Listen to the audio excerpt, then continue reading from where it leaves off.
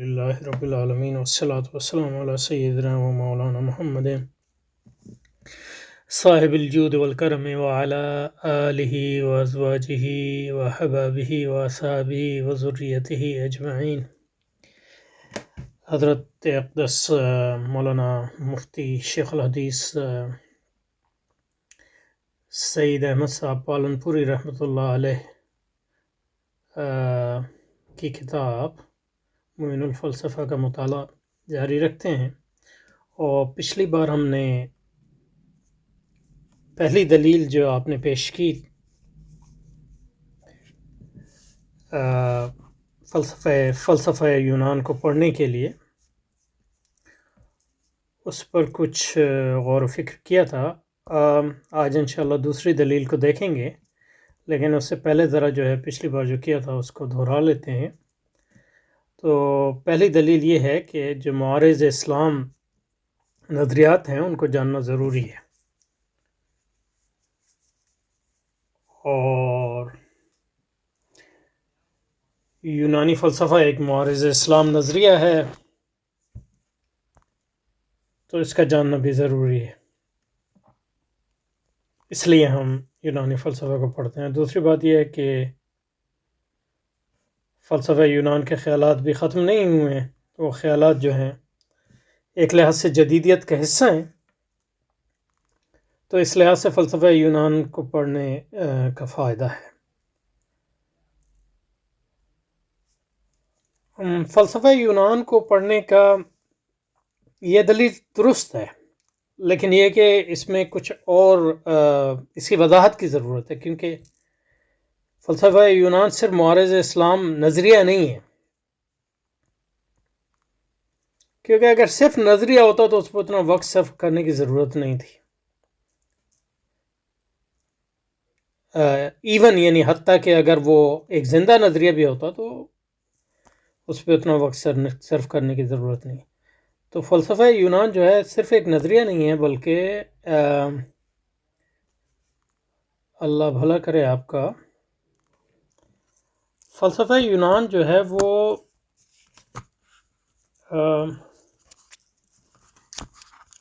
اس کو انگریزی میں کہتے ہیں ورلڈ ویو،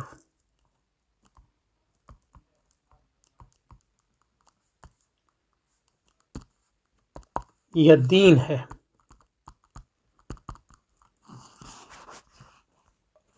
اور ایک نظام فکر ہے،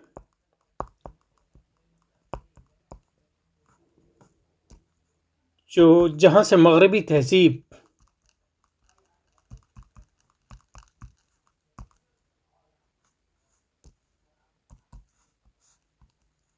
شروع ہوتی ہے، اور آج بھی ایک معنی میں یہ نظام فکر جو ہے اس کی فکری اس کی فکر کی اساس اور بنیاد ہے۔ تو یہ صرف نظریہ نہیں ہے، بلکہ جو مغربی تہذیب ہے اس کی اساسیات، اس کے بنیادی تصورات دیتا ہے، اور اس کی بنیادی تعقل یا ریشنالٹی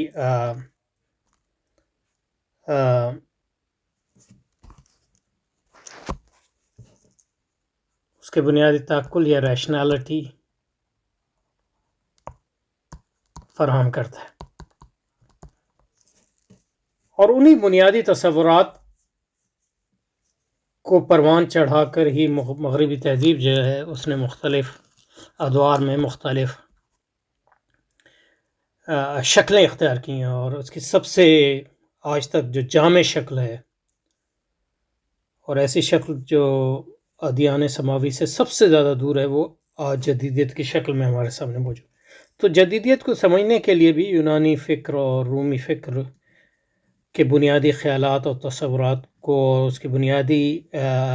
اساسیات کو، اور اس کی بنیادی تعقل کو سمجھنا بہت ضروری ہے۔ تو اس لحاظ سے جو ہے یونانی فلسفے کو پڑھنا صرف ایک معارض اسلام نظریے سے باخبر ہونا نہیں، بلکہ ایک ایسا معارض اسلام نظام حیات ہے جو وحی کے حامل مذاہب کی بیخونی اور اس کو مسخ کرنے کا اس کو بڑا تجربہ ہے، جیسے اس کو یہودیت کو اس نے کیا اور عیسائیت کو کیا، اور پھر اسلام کے ساتھ بھی اس نے یہ کرنے کی کوشش کی کیونکہ اس میں پورا کامیاب نہیں ہوا، اور اب چوتھی بار دوبارہ اسلام کے ساتھ کر رہا ہے۔ اس بار کچھ زیادہ ہی کامیاب نظر آ رہا ہے، لیکن ہم چاہ رہے ہیں کہ وہ پسپا ہو اور پوری طرح کامیاب نہ ہو۔ تو اس لحاظ سے اگر دیکھیں، اگر یونانی فلسفے کو بطور ایک نظام فکر کے پڑھایا جائے، صرف ایک نظریے کے طور پہ نہ پڑھایا جائے، تو اس کی بڑی ضرورت ہے، اور یہ ایک اہم اگر یہ وجہ ہے حقیقتاً، اور اسی طرح اگر اس کو پڑھایا جاتا ہے تو پھر یہ بہت اہم وجہ ہے، اور یہ وجہ جو ہے قائم ہے، اور یہ اس وقت تک قائم رہے گی جب تک جو ہے جدیدیت قائم ہے۔ اور جب ہم کہتے ہیں کہ یونانی فلسفہ جو ہے ایک نظام فکر ہے،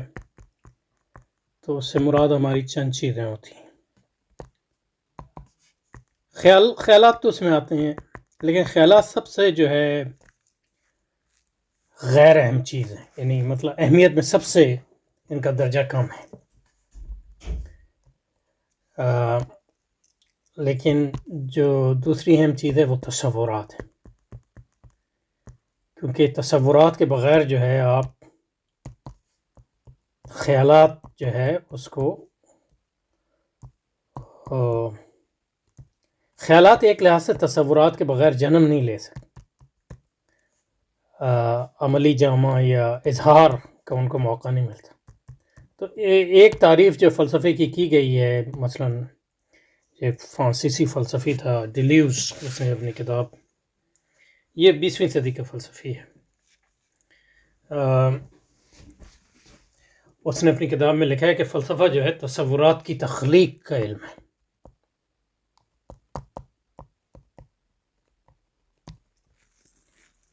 کیسے نئے تصورات قائم کیے جاتے ہیں، اور دو تصورات میں کس طرح فرق کیے جاتے ہیں، اور نئے تصورات کی تخلیق جو ہے وہ نظام فکر کی ترتیب اور اس کی توسیع اور اس کی عمارت قائم کرنے کے لیے بہت ضروری ہوتی ہے۔ اور فلسفہ پڑھنے کا ہمارا بھی ایک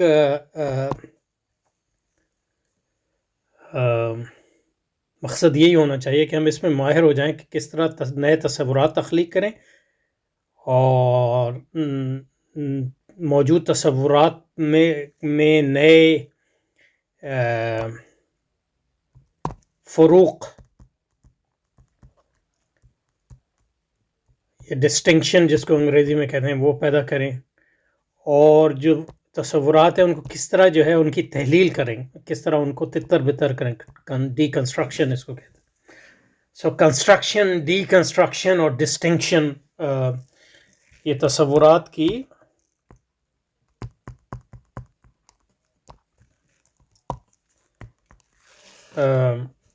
کنسٹرکشن،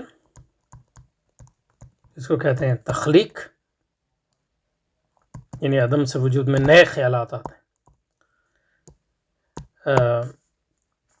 اور دوسرا یہ کہ ان میں تفریق،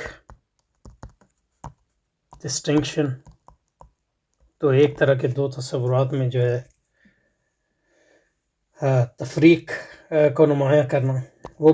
بھی تصورات کی ایک لحاظ سے تخلیق ہے، کیونکہ ایک موجود تصور سے آپ دو نئے تصورات نکالتے ہیں، اور اس کے نتیجے میں جو تفریق پہلے سے آپ نہیں تھی اور جس کو آپ سمجھا نہیں پا رہے تھے وہ سمجھا پاتے ہیں۔ اور تیسری چیز ہے ڈی کنسٹرکشن، جس کو آپ کہتے ہیں تتر بتر کرنا یا تحفہ، جب موجود تصورات کی بیخونی، ان کے اندرونی تضاد کو واضح کرنا اس طرح کہ وہ تخلیق سے عدم میں چلے جائیں، یا ان کی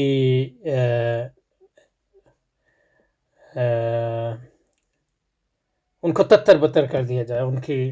جو غلبہ ہے یا ان کی جو پہنچ ہے آپ کے خیالات پہ، وہ جو خیالات پہ آپ کی جکڑ ہے، وہ ختم ہو جاتا ہے کہ آپ نئے تصورات تخلیق کر سکیں جس کے نتیجے میں نئی سوچ جو ہے وہ پیدا کر سکیں، اور اسی کے نتیجے میں اسی نئے سوچ کے نتیجے میں حقیقت یہ ہے کہ جو موجودہ سوچ کا جو غلبہ ہے اس کو توڑا جا سکتا ہے۔ اور یہ مثلاً امام غزالی کہ ہاں اگر آپ غور سے مطالعہ کریں تحفۃ الفلاسفہ کا، لوگ اس طرح مطالعہ نہیں کرتے، تو آپ دیکھیں گے اس کو، اور دوسرے ائمہ کے ہاں بھی آپ دیکھیں گے، اور فلسفیوں کے ہاں بھی آپ کو آپ دیکھ سکتے ہیں۔ مطلب یہ کہ خاص طور پہ ضمن میں مطلب یہ جو فرانسیسی فلسفی ہیں ان کا کام، اور جو انالیٹک فلاسفرز ہیں ان کا کام پڑھنے کی ضرورت ہے۔ بہرحال اس کو ہم دیکھیں گے انشاءاللہ۔ اس پہ ہم نے دوسری جگہوں پہ مثلا علامہ اقبال کی جو ریکنسٹرکشن کی ہم ریڈنگ کر رہے ہیں اس میں ان مسائل پر ہم نے بات کی ہے کچھ، ٹھیک ہے۔ تو ان معنوں میں مطلب یونانی فکر کا ایک بہت بڑا جو فکر کا بہت اہمیت سب سے بڑی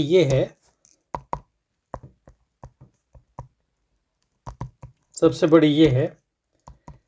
کہ وہ بنیادی تصورات، کانسیپٹس، کبھی کبھی اس کو کیٹیگریز بھی کہا جاتا ہے۔ آپ لوگ جو ہیں وہ مقولات اشارہ سے واقف ہوں گے، وہ 10 کانسیپٹ جو ہیں، 10 کیٹیگریز ارسطو کی۔ تو ہمارے یہاں اس کو ایسے پڑھا جاتا ہے جیسے مطلب یہ کہ وہ کوئی اسلامی چیز ہے۔ وہ اصل میں مطلب یہ کہ ارسطو کی کتاب ہے مقولات اشارہ، اسی کا ترجمہ ہے بنیادی طور پہ، جس یعنی بہرحال اس پہ آئیں گے۔ مطلب یہ ہے کہ تو جو یونانی فکر کے بنیادی تصورات ہیں، جو یونانی فکر وہ بنیادی تصورات فراہم کرتی ہے مغربی تہذیب، مغربی فکر کا، آج بھی چاہے فلسفے سے آتا ہے، لیکن یہ کہ سائنس کے، سوشل سائنسز کے، معاشیات کے، منطق کے، تمام جو بنیادی تصورات ہیں وہ سارے یونان سے آتے ہیں، اور یہی سب سے بڑا جو بنیادی مسئلہ ہونا چاہیے، بنیادی ہدف ہونا چاہیے یونانی فلسفے کو پڑھیں، کہ ان تصورات کی حقیقت سے آ گئے۔ لیکن حقیقت یہ ہے کہ ہمارے ہاں بھی، مدرسوں میں بھی، اور ایون یونیورسٹیوں میں بھی اس طرح جو ہے یونانی فلسفے کو نہیں پڑھایا جاتا، کہ وہ ان بنیادی تصور۔ اب دیکھیں نا، مطلب یہ کہ ارسطو جو ہے، ارسطو کی اہمیت یہ ہے کہ وہ ایک لحاظ سے پہلا مغربی تہذیب میں فلسفی بھی ہے جو مورخ بھی ہے فلسفے کا۔ جیسے اس لحاظ سے موجودہ دور میں اگر دیکھیں تو ہیگل کی وہ حیثیت ہے، فلسفی بھی ہے اور مورخ بھی ہے۔ اور مورخ ایسا نہیں ہے مطلب یہ کہ وہ تاریخ لکھتا ہے فلسفے کی اس لحاظ سے کہ وہ اپنے فلسفے کو اس تاریخی تسلسل کا تتمہ ثابت کرتا ہے، ارسطو اور ہیگل بھی یہ کرتا ہے، اور اس کی پھر مستقبل کی بھی تعین کرتا ہے اسی لحاظ سے۔ تو ارسطو کی اسی لیے اہمیت ہے کہ وہ صرف فلسفی نہیں ہے بلکہ یونانی فلسفے کا مورخ بھی ہے، اور اس لیے اس کے ہاں وہ سارے بنیادی خیالات، تصورات ملتے ہیں۔ اب دیکھیں نا، مطلب یہ کہ اب 4 اس نے جو سبب اور مسبب یا علت اور معلول کے جو تصورات پیش کیے ہیں، اور 4 قسم کی علتیں، مطلب علت مادی، علت صوری، علت غائی جس کو ٹیلیولوجیکل کاز کہتے ہیں، اور علت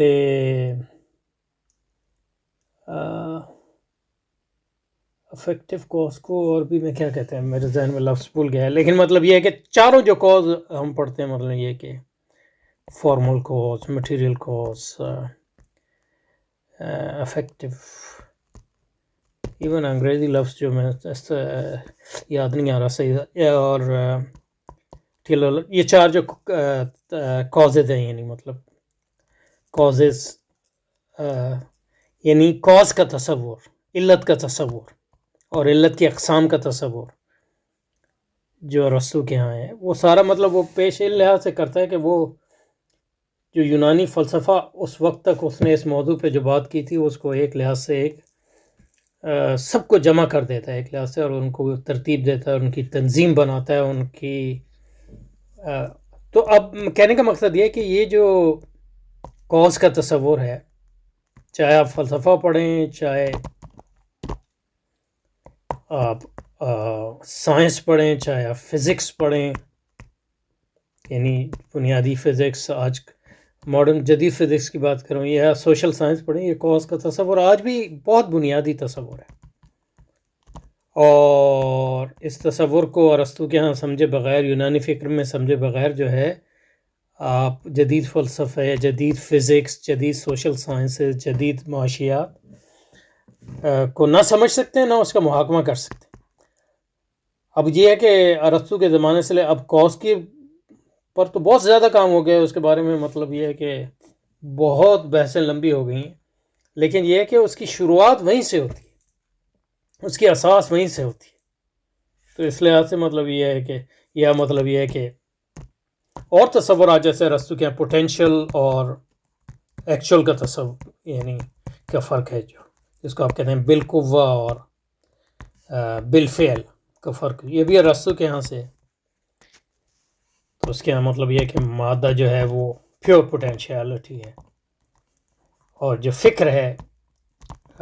وہ پیور ایکچوالٹی، فل ایکچوالٹی ہے، اور پوٹینشیل کو ایکچوئل میں تبدیل کرنے کے لیے پھر وہ حرکت کا تصور، اور حرکت کہاں آتی ہے تو پھر سبب اس میں آ جاتا ہے، اور سبب سے جو ہے پھر وہ اس کے ہاں جو خدا کا تصور ہے وہ سبب سے ہی آیا ہے، وہ فکر محض ہے ان معنی میں. تو کہنے کا مقصد یہ ہے کہ پوٹینشیل اور ایکچوئل کا تصور، یہ دو تصورات بالکل بنیادی ہیں پوری مغربی تہذیب میں، اور آج کو سائنس کو سمجھ، یعنی مطلب یہ کہ خاص طور پہ بایولوجی اور بایولوجیکل سائنسز میں پوٹینشیل، اور جو سوشل سائنسز جو ہیں بایولوجیکل سائنسز سے زیادہ متاثر ہوئے ہیں، ان کے لیے پوٹینشیل اور ایکچوئل کا جو تصورات ہیں، ان کے ما بھی اور ما علیہ اور ما لہو، یہ سب سمجھنا جو ہے بہت زیادہ ضروری ہے، بہت اعلیٰ درجے پر. تو یہ ارسطو کے یہاں سے سمجھیں گے، اور پھر جو ہے بعد میں جو 1000 سال ان تصورات پر کام ہوا ہے، اور پچھلے 200 سال میں تو اس کو مطلب یہ کہ بہت زیادہ اس پہ کام ہوا ہے، تو وہ سب کو سمجھنا جو ہے مغربی فکر کو سمجھنا. تو اس لحاظ سے مطلب یہ ہے کہ اس میں کوئی شک نہیں ہے کہ فلسفہ یونان کو پڑھنا اہم ہے، لیکن صرف خیالات کے لحاظ سے نہیں، ایک نظام فکر کے اعتبار سے. اور اس میں خیالات جو ہے وہ تو بنیادی ہیں، لیکن سب سے اہم جو ہے تصورات ہیں، اور ان کی تصورات کے بارے میں. اور تیسرا اور آخری بات جو ہے تعقل، تو اس میں منطق بھی آ جاتی ہے، منطق بھی اہم ہے، ریاضی بھی اہم ہے، لیکن اس میں جو اصل جو ارسطو اور اس کے بعد یوکلڈ نے اور ایکزیومیٹک سسٹم جو ہے یہ بہت اہم ہے، اور یہ آج بھی یہ مطلب کئی سائنسز کی اور ریاضی جو سائنس کی بنیاد ہے اس کی بنیاد ہے یہ ایکزیومیٹک سسٹم. اور اس کی جو مطلب اقلیدس اگر آپ لوگوں نے پڑھی ہو، ہمارے مدارس میں پڑھائی جاتی تھی، مطلب یہ کہ ہمارے مفتی صاحب جو ہے ایکچولی وہ پڑھاتے تھے یعنی میں ان سے پڑھا ہوں، نہیں اقلیدس تو میں نے نہیں پڑھی، کیونکہ ہم نے تو مطلب یہ ہے کہ اسکول میں پڑھ ہی رہے تھے، لیکن یہ کہ وہ پڑھاتے تھے وہاں طالب علموں کو، میں نے دیکھا تھا. مطلب یہ کہ تقریباً 82 میں 1908 آپ لوگوں میں سے بہت سے لوگ پیدا بھی نہیں ہوئے ہوں گے، 82 یعنی میں 7ویں 8ویں جماعت میں ہوں گا. جب ان سے پڑھتا تھا تو یعنی ہمارا اسکول جو ہے دوپہر میں ہوتا تھا، تو صبح میں وہاں جاتا تھا، مطلب یہ کہ ان کے پاس تو وہ پڑھاتے تھے تو اقلیدس کی بنیاد جو ہے وہ ایکزیومیٹک سسٹم ہے، اور ایکزیومیٹک سسٹم کی بنیاد یہ ہے وہ بدیہات سے شروع ہوتے ہیں، جس کو وہ بدیہات کہتے ہیں. اس میں ایکسیمز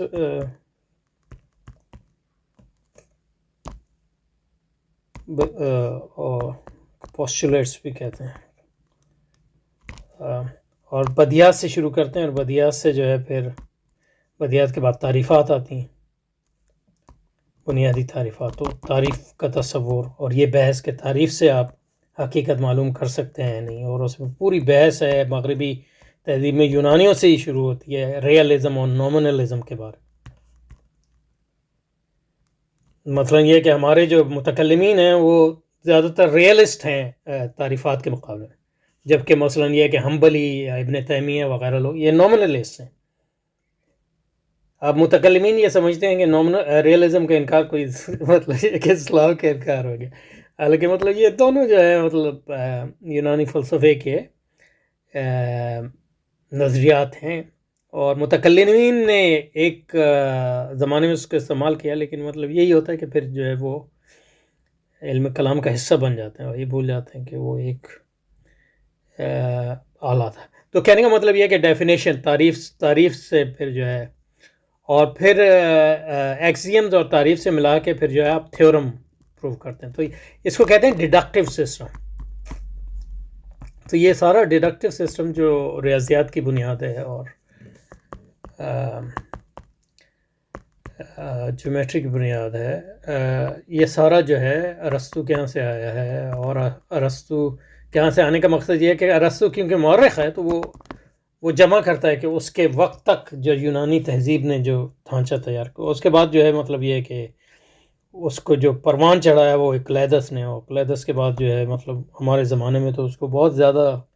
اس کی ترقی ہو گئی. مطلب یہ ہے کہ کئی ڈیڈکٹیو سسٹم رسل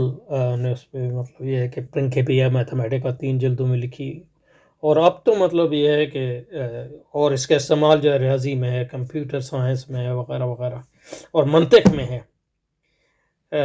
اور ساری مطلب سائنس کی ایک اہم دھارے کی یہ بنیاد ہے. یہ سارا یونانیوں کے ہاتھ ہے. لیکن ہمارا مطلب یہ ہے کہ ڈیڈکٹیو سسٹم کو بطور ڈیڈکٹیو سسٹم اور اس کی فلسفیانہ بنیادوں کو سمجھا نہیں جاتا، جو ایک بہت اہمیت ہے اس کی. اور اس کے مقابلے میں پھر انڈکٹیو سسٹم بھی ہے، جس کی اتنی اہمیت نہیں تھی اسٹوئکس کے ہاں، اس کی زیادہ اہمیت تھی، لیکن اب مطلب جدید سائنس میں انڈکٹیو سسٹم کی بھی اہمیت ہو گئی. تو یہ سارے ڈیڈکٹیو سسٹم اور انڈکٹیو سسٹم دونوں جو ہیں یہ یونانیوں کے ہاتھ سے ہی آتے ہیں، اس کی بنیادیں. تو خیالات، تصورات اور تعقل، یہ تینوں. لیکن ہمارے یہاں لگتے جو بنیادی طور پہ اس کو جس سطح پہ پڑھایا جاتا ہے وہ خیالات ہی کی سطح ہے، اور اس سطح پہ جو ہے کم اس پہ زور ہے. لیکن فلسفہ یونان کو پڑھنے کا اصل فائدہ تب ہوگا جب ان تینوں سطحوں پہ اس کو پڑھیں. اور پھر یہ ہے کہ صرف اس پہ رکے نہیں، کیونکہ اگر اسلام معارض نظام حیات کو سمجھنے کا مقصد ہے علم کلام کا یا فلسفے کا پڑھنے سے مقصد یہی ہے حقیقتاً، تو مطلب یہ کہ انہی خیالات نے اب جو ترقی کر لی ہے یعنی 1000 گنا، آپ اس سے واقف نہ ہو تو یہ مطلب پھر آپ کی بات جو ہے کھوکھلی لگتی ہے. اگر آپ یہ کہیں کہ ہم اس لیے پڑھ رہے ہیں کہ فلسفہ یونان کے خیالات پڑھیں، تو یہ مطلب یہ کہ یہ ہم نے اصل میں اس کو صرف مطلب یہ کہ اس کو پچھلی دفعہ جو کیا تھا اس کو دہرانے کا خیال تھا، لیکن یہ نئے خیالات آ گئے. یہ چیزیں پچھلی بار ہم نے نہیں کی تھی، اور ہمارا جو طریقہ ہے یہی ہے کہ ہم ایک چیز کرتے ہیں اور پھر اس کو پیچھے دوبارہ جاتے ہیں اور دیکھتے ہیں کہ کیا نئے خیالات ہیں. اس طرح جو ہے مطلب یہ ہے کہ ہمارا جو کارواں ہے وہ رواں ہوتا ہے دھیرے دھیرے. تو یہاں پہ رکتے ہیں انشاءاللہ، اور اگلی نشست بھی انشاءاللہ اسی ہفتے کریں گے، تاکہ جو ہے جو پچھلے ہفتے ہم نہیں کر سکے اس کا ازالہ بھی ہو جائے. اور لیکن اس نشست میں بہت سے خیالات آ گئے ہیں اجمالاً، تو اس کو اگر لکھ لیں یا اور پھر اس پہ تحقیق کریں، اور اس پہ میں بھی مطلب یہ ہے کہ بار بار ان چیزوں کی طرف واپس آئیں گے انشاءاللہ.